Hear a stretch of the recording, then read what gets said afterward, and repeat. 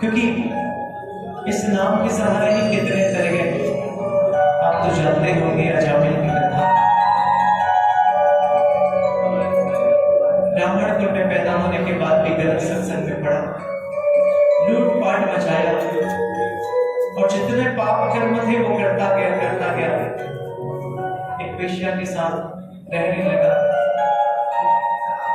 और पुत्र भी हुए। जब कृपा रहती है भगवान की तो संतों का आगमन होता है आपके घर में। ऐसे ही उनके भी दहलीज पर संतों का आगमन हुआ। जैसे ही पुत्र हुआ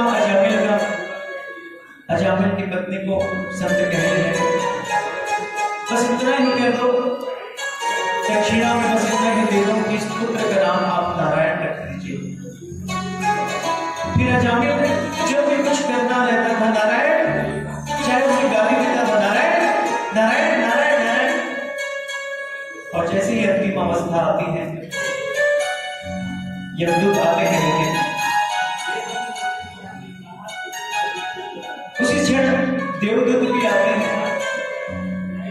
यमदूत ले जाना चाहते, प्राण हर रहे हैं, लेकिन देवदूत कहते हैं तुम नहीं ले जा सकते, इसी को गोलोक धाम में जाना है। यमदूत ने पूछा कारण क्या है? जिंदगी भर इसने नारायण का नाम लिया है, अंतिम क्षण में भी नारायण का नाम लिया है, चाहे किसी भी भाव से लिया हो लेकिन नाम तो लिया है, संबंध प्रभु से बनाया है नाम लेकर। किसी ने जीवन में जो भी क्षण मिले, जो भी समय मिले, जिस समय मिले, और जब मिल गया है और जब माहौल वैसा है तो कोशिश करना चाहिए भगवान के नाम का सुमिरन करते रहना चाहिए, क्योंकि प्राण रूपी पंछी कब उड़ जाएगा इसका कोई ठिकाना नहीं। पद प्रतिष्ठा मान सुमरन सब यही रह जाते हैं। एक व्यवसायी जो दुकान में दिन रात काम करता है, सुबह जाता है, कमाई तो बहुत हो जाती है, लेकिन रात को जब थका हारा घर आता है और नित्य प्रति यही दिनचर्या रह जाती है, सुबह जाना रात को आना, सुबह जाना रात को आना, दिन भर ये करना वो करना, ये करना वो करना। जब ऐसा चलता रहता है बिना भगवान के नाम लिए, बिना धर्म ध्यान के कुछ काम किए, तब मन को लगता है क्या यही जीवन जीने के लिए मैं इस मानव धर्म को पाया हूं?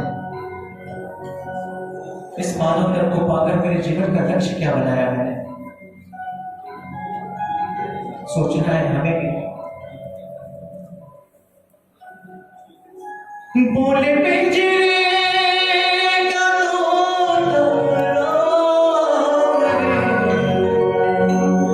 हरे राम राधे श्याम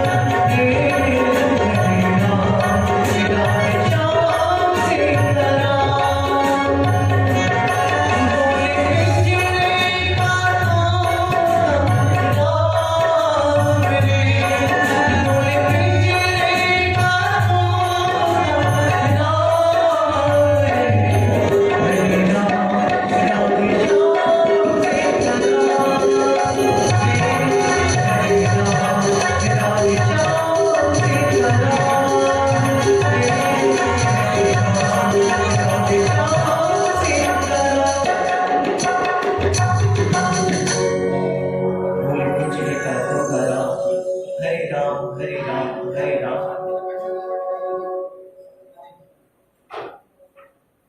जीवन में यही एक सार है, प्रभु राम के नाम का होगा।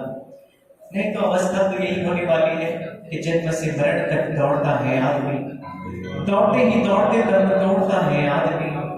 एक रोटी और एक लंगोटी, 2 गज कच्ची जमीन जीवन के अंत तक जोड़ता है आदमी, और यूं ही जोड़ते दम तोड़ता है आदमी। और जब दम टूट जाता है तो जीवन में एक ऐसा पदार्थ है जिसके बिना मानव ये जगत शायद ही रह सकता है, ये सृष्टि ही शायद ही बच सकती है, और वो है लकड़ी। जी हाँ, जन्म होता है तो पलना का सहारा मिलता है बालक को, बड़ा होता है तो गिल्ली डंडा से खेलता है, और बड़ा होता है शादी की बेला आती है तो मंडप लकड़ी, साज सैया लकड़ी, और उसके बाद जब बुढ़ापा आता है तो सहारा लकड़ी का, और जब अंतिम क्षण के बाद पंछी उड़ जाता है तब भी सहारा मिलता है लकड़ी का। आइए लकड़ी के इस ओतप्रोत से यह गाया है भजन समर्पित करते हैं।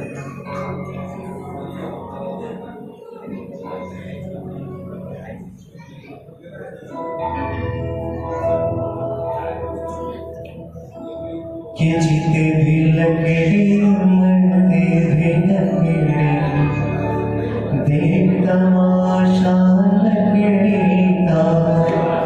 जीते भी लकड़ी मरते भी लकड़ी, देख तमाशा लकड़ी का। क्या जीवन क्या मरण कबीरा, क्या जीवन क्या मरण कबीरा, खेल रचाया लकड़ी का। जीते भी लकड़ी मरते भी लकड़ी,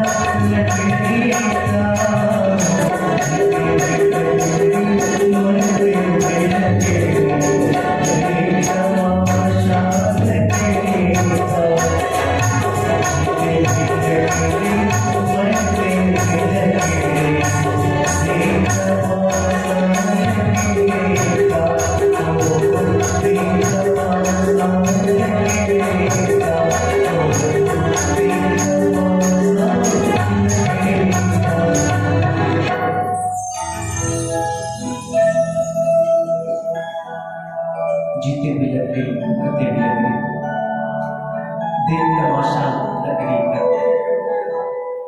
हम कहते हैं कि शायद परिवार के सभी सदस्य मेरा साथ निभा रहे हैं, मेरा साथ निभाएंगे।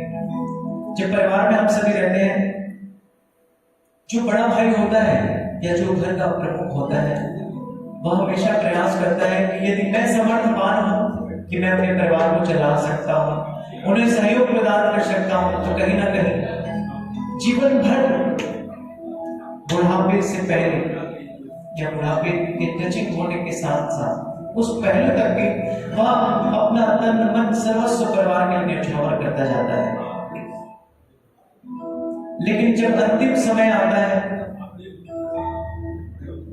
तब परिवार का हर व्यक्ति, यदि कोई बूढ़ा हो जाए और पलंग में बीमार पड़ा है बहुत दिनों तक, ये वाकया शायद हमारे साथ भी हो सकता है। हमारे बुढ़ापा के समय जब हम अपने बच्चों को बड़ा कर रहे हैं, उनको आगे से आगे सब कुछ सुविधा उपलब्ध करा रहे हैं, लेकिन हो सकता है यदि संस्कार अच्छे ना मिले या कुछ संगति में बच्चा जब पड़ जाता है, तो बुढ़ापा में जब आप जब यह उम्मीद करते हैं कि मैंने इसके बचपन को संवारा है अपने वर्तमान को झोंक कर, तो कहीं ना कहीं यह बुढ़ापा में मेरी उंगली को थामेगा।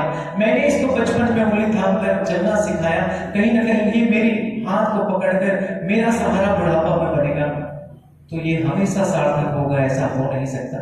रत्नाकर की कथा आप सभी ने सुनी है।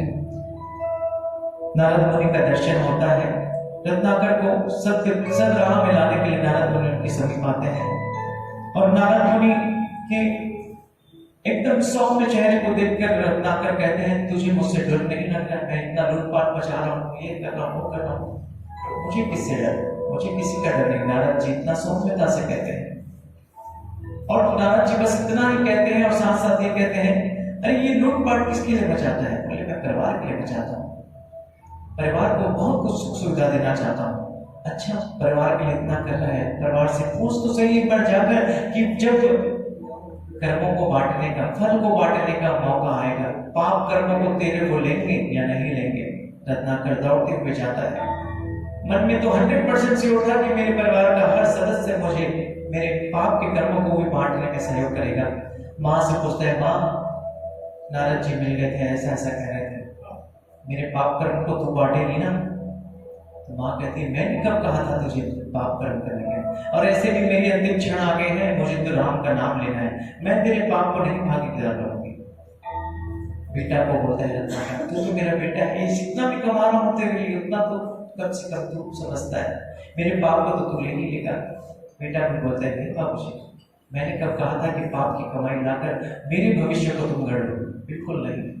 पत्नी को कहता है, अरे ये सब तो पराए हैं, तू तो मेरी अपनी है, अर्धांगिनी है, साथ वचन लिए थे, साथ मेरे के साथ सुख हो दुख हो हर परिस्थिति में तेरा साथ निभाऊंगा निभाऊंगी।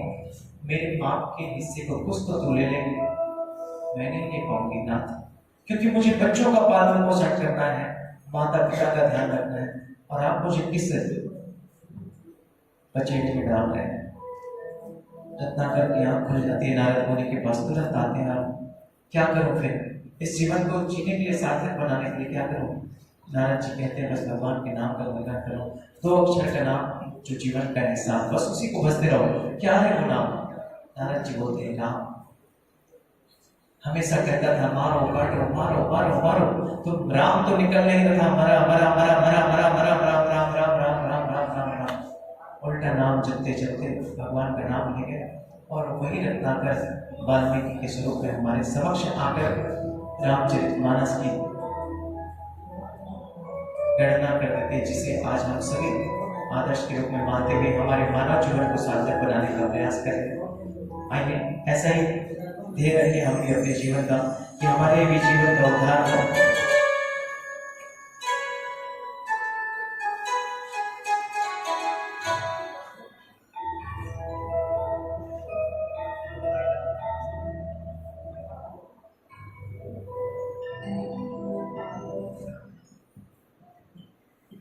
तन के पिंजरे को छोड़ उड़ जाना,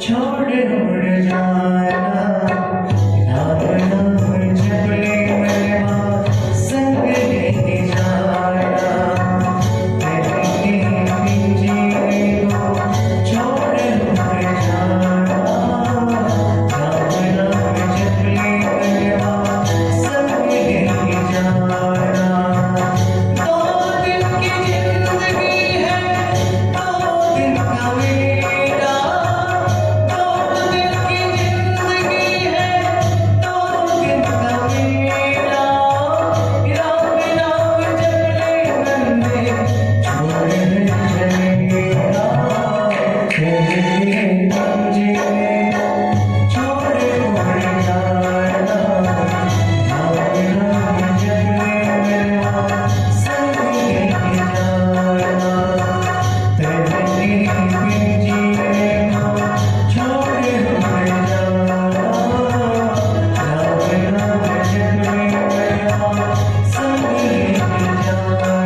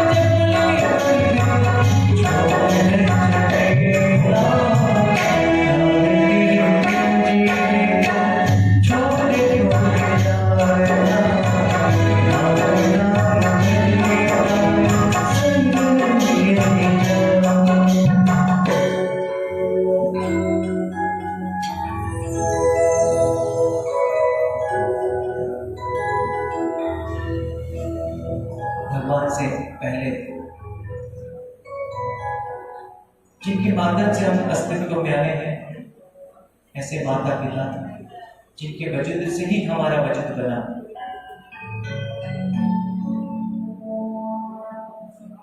आपने सुनी होगी वो कहानी। समर्पित भाव से माँ बाप ने बच्चे के लिए सब कुछ किया, उसका कैरियर बनाया, उसे बड़ा डॉक्टर बनाया।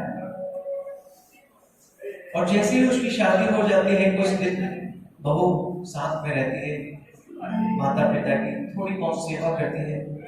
जैसे जैसे समय बीतता गया, बहू ने अपना रंग दिखाना चालू किया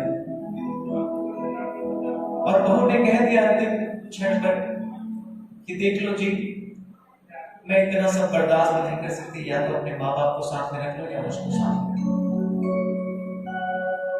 कुछ दिनों पहले ही उस बेटे को पता चला था कि पास में ही कोई वृद्धाश्रम है।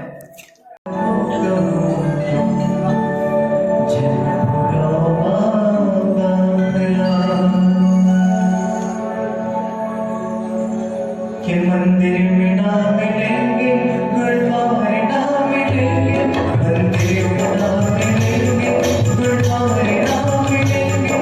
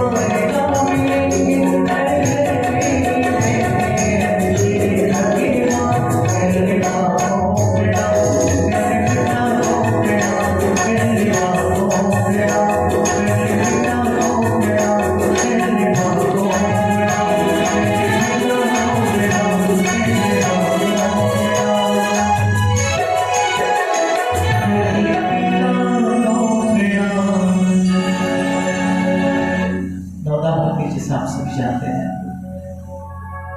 जिसे राम के जीवन में प्रभु श्री रामचंद्र जी ने माता शबरी को सुनाया, किस प्रकार से 9 प्रकार से भक्ति करके हम भगवान को पा सकते हैं। और साथ ही साथ हिरण्यकश्यप जी जो बहुत ही दुष्ट था, उनके पुत्र प्रहलाद जी महाराज जी ने भी कहा, पिताजी भगवान के नाम का स्मरण करो, उनका जाप करो, उनका स्मरण करो, उनकी कथा को सुनो। अलग अलग प्रकार से 9 भक्ति उन्होंने भी बताई। और उस 9 भक्ति में बस यही सार था कि भगवान का नाम लेना है, उसके नाम का स्मरण करना है, उनसे किसी ना किसी प्रकार से संबंध बनाए रखना है। और इस प्रकार से 9 भक्ति का ध्यान उन्होंने अपने पिता को दिया। और गुरु कहीं भी कोई भी हो सकता है। इतनी सुंदर जो व्याख्या 9 भक्ति की हिरण्यकश्यप को उनके पुत्र प्रहलाद ने कहा, तो कहीं ना कहीं बालक होकर कभी, पुत्र होकर कभी, वह भी अपने पिता का गुरु बन गया। और सच्चे गुरु का हमेशा सानिध्य प्राप्त करना चाहिए। जब भी उनका सानिध्य मिले, कुछ ना कुछ बातें उनसे पूछनी चाहिए, ज्ञानवर्धक, जो हमारे जीवन का उद्धार कर सके।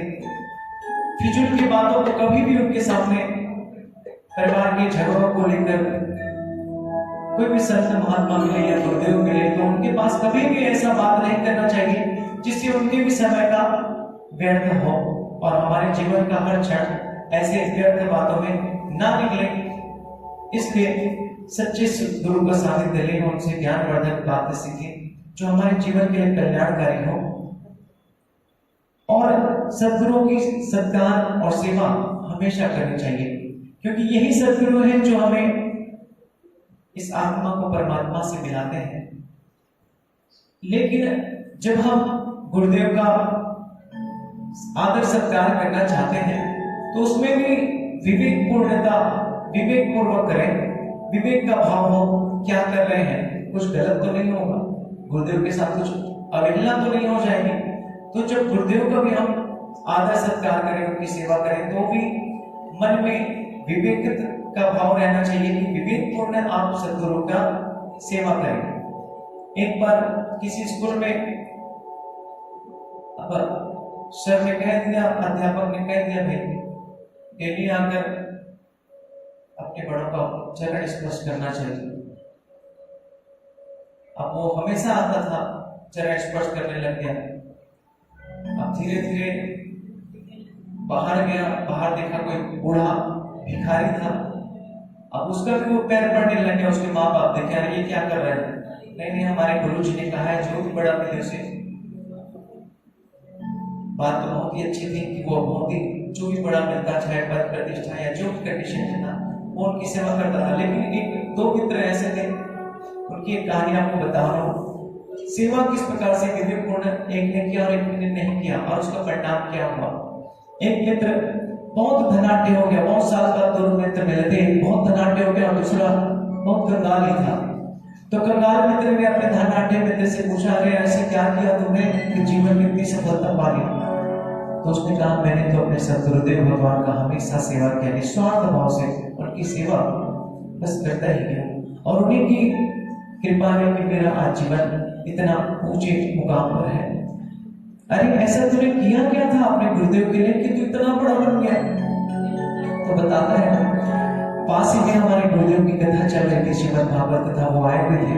मैंने उनको अपना सच्चा सद्गुरु माना था, उन्हें अपने घर में बुलाया, और जैसे वो घर में आए उनके पैर को पखार के सीधा बाड़ी की तरफ ले गया। कुआं के से बाल्टी से 1 बाल्टी पानी निकालकर अपने गुरुदेव को नहला दिया। गुरुदेव बहुत खुश हो गए, बस कृपा बरसना चालू हो गई। और जैसे ही भोजन का समय आया, भोजन में बैठाया और बढ़िया चावल और दही, गुरुदेव और खुश हो गए। अच्छा, फिर रात का जब समय आया मित्र, तो मैंने एक चारपाई बाहर लगा दी और गुरुदेव को निर्वस्त्र करके, बस लंगोट बस पहने थे, बढ़िया से आरामदायक गद्दे में सुला दिया उनको रात को बाहर में। बस इतना ही किया। और जब वो गए तेरा भला होगा, तो चिंता मत कर। इतना आशीर्वाद दिया कि देखते जीवन में सुख संपदा कोई कमी नहीं, इज्जत नाम शोहरत में। तो उसने सोचा अच्छा इतना ही करना है, मेरे भी तो सब गुरुदेव भगवान का भागवत पास ही गाँव में चल रहा है, मैं भी बुला लेता हूँ, मेरे भी जीवन का उद्धार हो जाएगा।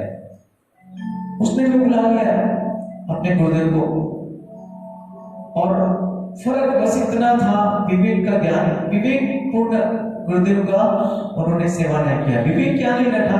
पहले वाले मित्र ने गर्मी के समय में अपने गुरुदेव को बुलाया था, अब दूसरे मित्र ने क्या किया, ठंडी का समय था, जैसे ही द्वार पर आया पूरा ठंडा पानी गुरुदेव को पाने लग गए। पहले मित्र का बात याद आया, बाड़ी में ले जाकर पानी डाल दिया, एक बाल्टी पानी। गुरुदेव खुश हो गए थे, इसने भी अपने गुरुदेव को ले गया बाड़ी में और ठंडा ठंडा पानी कुआं का ढाल दिया। हम गुरुदेव को पाने लगे, बुखार चढ़ रहा है। अब उसके बाद दोपहर का समय, गुरुदेव तो एक कथा चल रही है बाजू गांव में, लेकिन उन्होंने खिला दिया दही चावल और उसमें बर्फ भी डाल दिया। अब गुरुदेव का गला आवाज ही नहीं निकल रहा है और गाली देकर उन्होंने दुष्ट दुष्ट दुष्ट करके। अब रात की बारी फिर याद आई, पहले मित्र की खुले आंगन में सुला दिया था, पेड़ के नीचे पूरा कपड़े निकाल दिया था, लंगोट था और उस पलंग बिछा दिया था। अब उसने सोचा ऐसा करता हूँ गुरुदेव और खुश हो जाएंगे। ठंडी का समय था, पेड़ के नीचे गुरुदेव को निर्वस्त्र सिर्फ लंगोट पहना दिया था और सुला दिया, और सुबह राम नाम सत्य हो गया। तो भक्ति भी कभी ऐसे नहीं करनी चाहिए कि आपके कारण किसी और को तकलीफ हो।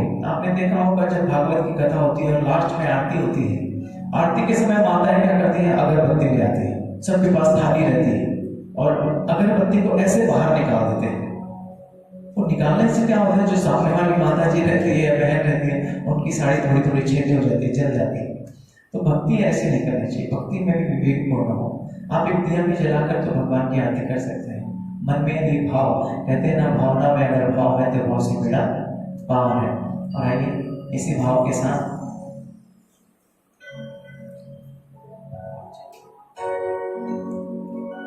भावना की ज्योत को जला के देखिए, बोलती है मुझे बुला के देखिए। रामकृष्ण परमहंस जब माता काली के बहुत बड़े उपासक थे, जब काली माता की हमेशा पूजा अर्चना करते थे, आप क्या करते हैं, जब भगवान के दरबार में जाते हैं तो फूल लाते हैं, फूल को भगवान के चरणों में रखते हैं, चरणों में तो रखते हैं, लेकिन उनको होश नहीं रहता था। वो क्या करते थे, फूलों को अपने सिर पर डालते रहते थे, उनको होश ही नहीं रहता था। पागल दो प्रकार के हैं, एक तो भक्ति में पागल, एक तो ऐसे ही पागल, दोनों में ज्यादा कुछ फर्क नहीं है। और हमेशा अपने सिर पर लगा के रख।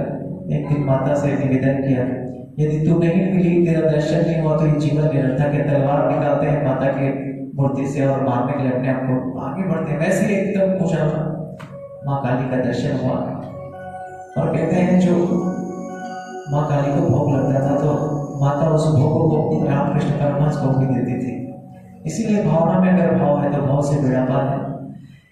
बोलती है मुरली बुला के देखिए, बोलती है मुरली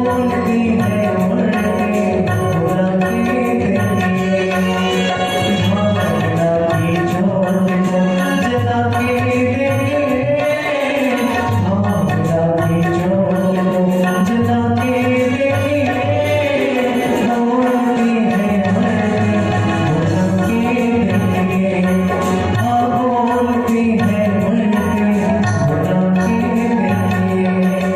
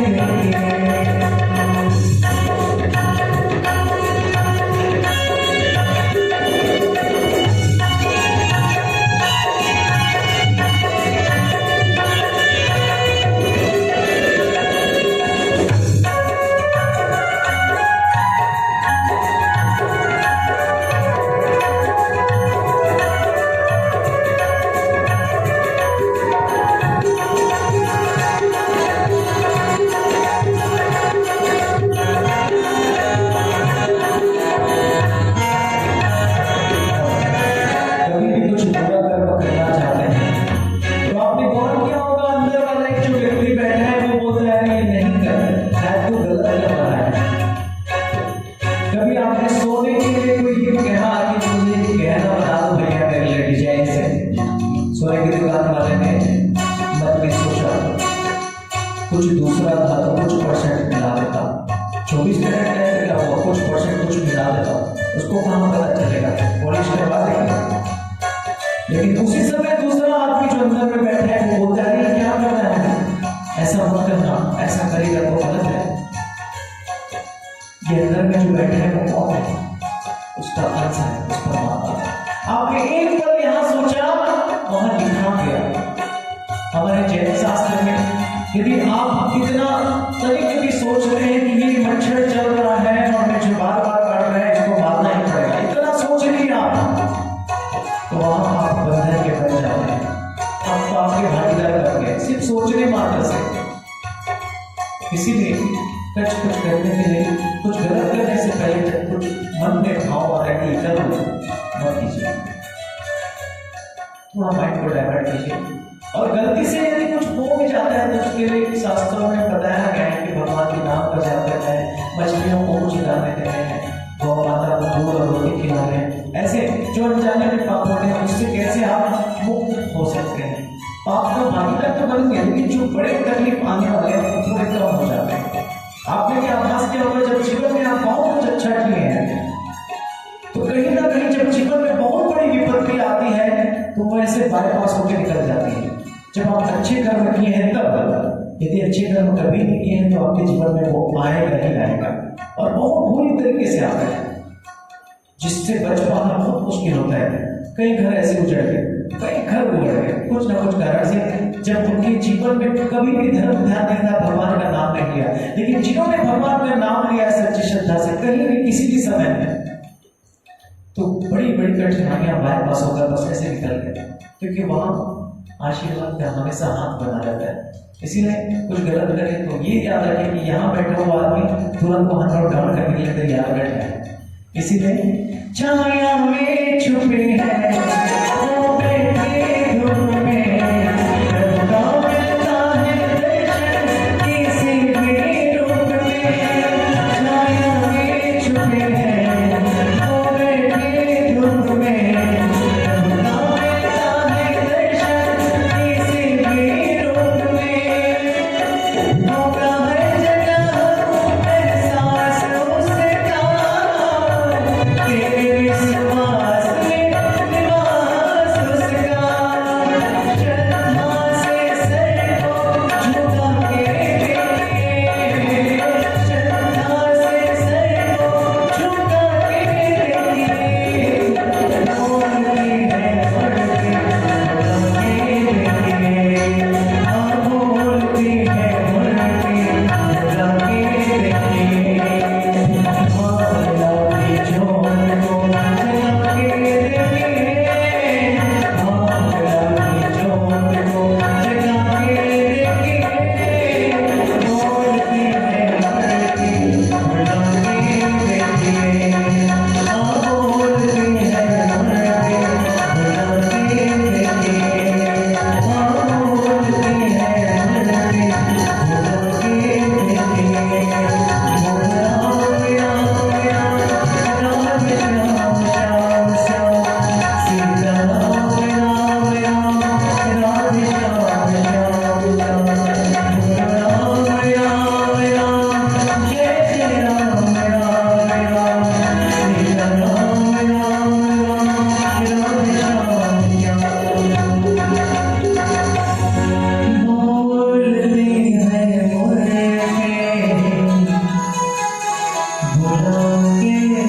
हैं मुर्गे बुला के देखिए, सिया रामचंद्र शंकर परमेश्वर से एक प्रार्थना करते हैं कि ऐसे पुण्यशाली आत्माओं को भगवान अपने चरण शरण में स्थान दे, जो दुख संकट अग्रवाल परिवार और यादव परिवार में आया है, उस संकट को, उस दुख की घड़ी को सहन करने की परमात्मा उन्हें ताकत दे, शक्ति प्रदान करे। और बाबूजी के जीवन से यही प्रेरणा लेते हुए चले कि जो उन्होंने अच्छा कुछ काम किया है, उन्हीं के बताए गए मार्ग पर यदि वो और उनका पूरा परिवार चलता है तो कहीं ना कहीं उस परिवार के सदस्यों के माध्यम से यह एक उनके लिए सच्ची श्रद्धांजलि होगी और उनके जीवन से प्रेरणा लेकर आप और हम सभी धर्म के काम में आगे बढ़ेंगे और जैसा भी हो, जितना भी हो, जहां बन सके अपने सामर्थ्य के अनुसार धर्म के कार्य में अपना सहभागिता प्रदान करेंगे। इन्हीं शुभ भावों के साथ आप सभी परिवार मित्रों को मैं सत नमन करता हूँ। आपने इस पावन कार्यक्रम के लिए मुझे याद किया है, कोशिश किया मैंने दिल से भजन को गाया, दिल से भावों को भी रखा और कहीं ना कहीं जब ऐसा कार्यक्रम करने हम लोग जाते हैं तो संचालन के माध्यम से हो चाहे गायन के माध्यम से हो, बहुत ही कंट्रोल करके ही अपने भावों का हम लोग वहाँ पर खड़े हो पाते हैं। और जब कोई परिवार का सदस्य बोलते बोलते जब भावुक हो जाए तब उस समय अपने आप को कंट्रोल करके, डाइवर्ट करके उस परिस्थिति में अपने आप को स्थिर रखना बहुत ही तकलीफदायक होता है। क्या हम लोग जितने भी कलाकार हैं बाकी भावुक होते हैं मन से, जब भजन में चलते रहते हैं, पेमेंट मिलता है वो नहीं मिलता है वो बात की बात है, लेकिन जब इस जगह बैठते हैं तो मन में एक उद्गार आता है दिल से कि इस कार्यक्रम के लायक हैं तो पूरी ईमानदारी से वहाँ पर जाना चाहिए। प्रयास किया है और जितने भी आप और जितने भी लोग आमंत्रित किए हमको भी दिल से बहुत बहुत धन्यवाद, बहुत बहुत धन्यवाद।